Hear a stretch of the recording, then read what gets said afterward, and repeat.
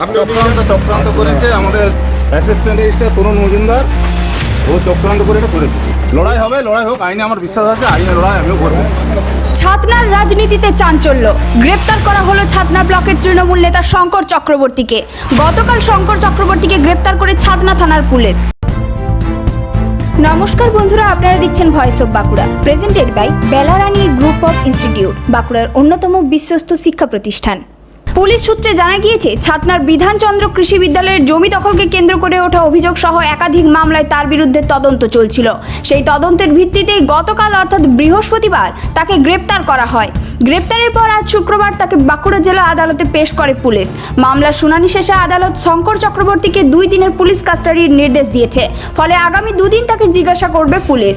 বিধানচন্দ্র কৃষি বিদ্যালয়ের জমি দখল বিতর্কে এই গ্রেপ্তারি নতুন করে রাজনৈতিক মহলে আলোড়ন সৃষ্টি করেছে। তদন্তে আর কি তথ্য সামনে আসে, কিংবা এই মামলায় আরো কোনো কারোর নাম উঠে আসে কিনা, সেই দিকে এখন নজর রয়েছে সকলের। শঙ্করবাবু 2018-19 সাল থেকে ওখানে চাকরি করে। উনি ওই জায়গাটা দেখাশোনা করতো, আর কলেজটা ওখান থেকে উঠে শুশুনিয়া চলে গেছে। ওটা পরিত্যক্ত বাড়ি ফাঁকা পড়েছিল। সেই বাড়িতে ডিএসআইয়ের অর্ডারে এবং ভিসির অর্ডারে উনি গাছপালা লাগাতেন, ধান পান চাষ করতেন, মুরগি চাষ করতেন, এবং সেটা সম্পূর্ণ অর্ডারে। এখন সরকার চেঞ্জ হয়েছে, এখন চেঞ্জ হওয়ার পর ওনাকে তো কোনো কেসে ফাঁসাতে হবে। তাহলে মিথ্যা মামলায় ফাঁসিয়ে ওকে এটা মিথ্যা একটা দেখিয়ে ওকে নানাবিধি কেস দিয়ে তৃণমূল দিকে হ্যাকেল করা হচ্ছে, প্রতিহিংসা রাজনীতি।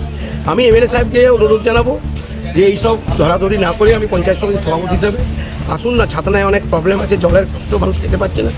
সবাই মিলে আলোচনা করে একসাথে ছাতনার কী করে উন্নয়ন হয়, ছাতনার কী করে মানুষগুলো ভালো পরিষেবা পায়, তার জন্য এসে কাজ করি। ওই প্রতিহিংসা রাজনীতি ছেড়ে যদি কেউ আসামি দোষ চুরি ডাকাতি করে তাকে নিশ্চয়ই সাজা সরকার কর্তৃপক্ষ দেবে। তো আপনি গিয়ে স্পটে গিয়ে আপনি ধরিয়ে এগুলো কি ঠিক হচ্ছে? আপনার একটা এমএলএর কাজ, এমএলএ তার কাজ নিজে করবে, এলাকার উন্নয়ন ডেভেলপমেন্ট করবে, নানাবিধি কাজ করবে, জল লাইট বিদ্যুৎ রাস্তাঘাট করবে। তা না করে প্রতিহিংসা রাজনীতি করে উনি ঘুরে বেড়াচ্ছেন। অন্যদিকে এই ঘটনায় শঙ্কর চক্রবর্তীর পাশে দাঁড়িয়েছে তৃণমূল নেতৃত্ব। ছাতনা পঞ্চায়েত সমিতির সভাপতি বঙ্কিম মিশ্র দাবি করেছেন, শঙ্কর চক্রবর্তী 2018-19 সাল থেকে ওই প্রতিষ্ঠানে কাজ করতেন এবং জায়গাটির দেখাশোনার দায়িত্বে ছিলেন। তার বক্তব্য, কৃষি বিদ্যালয়টি পরবর্তী শুশুনিয়া স্থানান্তরিত হয়ে যাওয়ার পর পুরনো ক্যাম্পাস দীর্ঘদিন ফাঁকা ও পরিত্যক্ত অবস্থায় পড়েছিল। সেই সময় শঙ্কর চক্রবর্তী সেখানে গাছ লাগানো, ধান চাষ এবং মুরগি পালনের মতো কাজ করতেন। বঙ্কিম মিশ্রের দাবি, এই সবই প্রশাসনিক নির্দেশ মেনেই করা হয়েছিল। তিনি আরও অভিযোগ করেন, রাজ্য সরকার পরিবর্তনের পর রাজনৈতিক উদ্দেশ্য প্রণোদিতভাবে শঙ্কর চক্রবর্তীকে এই মামলায় জড়ানো হয়েছে এবং তাকে মিথ্যে মামলায় ফাঁসানো হয়েছে। তবে এই অভিযোগ ও পাল্টা অভিযোগের মাঝে তদন্ত চালিয়েছে পুলিশ। এখন দেখার তদন্তে আর কি কি তথ্য সামনে আসে এবং এই মামলার মোড় আগামী দিনে কোন দিকে গড়ায়। অভিযোগ রয়েছে যে কলেজ ক্যাম্পাসে উনি হচ্ছেন গ্রেড ডেলি ওয়ার্কার হিসেবে কাজ করতেন এবং দীর্ঘদিন ধরে 14 বছর ধরে উনি ওখানে কাজ করে আসছেন।